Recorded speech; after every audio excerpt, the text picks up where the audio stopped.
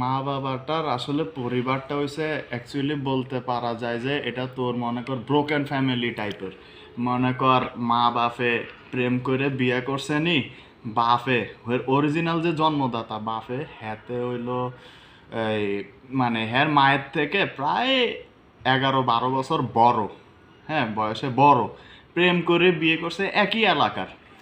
হ্যাঁ, তো হ্যাতে সবচেয়ে বড়টা ইমন না, আর হ্যার একটা ছোট বোন আছে, আপন ছোট বোন।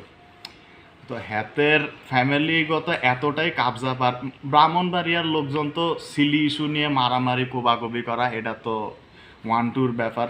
এটা এদের জন্য কোনো বিষয় না। এরা মান সম্মান নিয়ে, মান সম্মানের চেয়ে ওরা ইগো, অর্থ সম্পদের লোভ, ভুগি সুগিতে ইয়া করে বেশি, মাথা ঘামায় বেশি।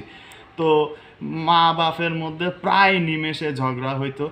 অফিসিয়ালি যদিও ডিভোর্স করে নাই, বাট ওরা সেপারেশন মেনটেন করে মা আছে মায়ের তালে, বাপ আছে বাপের তালে, আপন বাপ যেটা জন্মদাতা।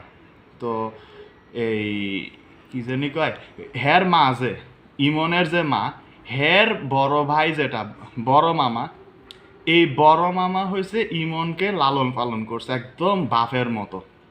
হ্যাঁ, বাপের মতো। এটা অবশ্য আমার কথা না, হেই কইছে একদম। এটা কখন, যখন কে? এক ইমনে কইছে, যখন কখন, যখন 1-2 মাস 3 মাসের মাথায়। প্রথম দিকে কিন্তু এসব কথা কিন্তু হয় নাই।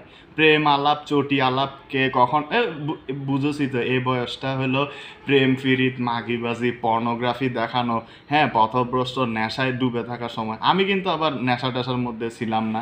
তাও আমি হাতের ফ্র্যাঙ্কলি জিজ্ঞেস, আচ্ছা তুই কি কখনো বাবা তারপরে গাঁজা খাওয়ার অভিজ্ঞতা আছে? আমি তো এই বয়সে কখনো ট্রাই করিও নাই।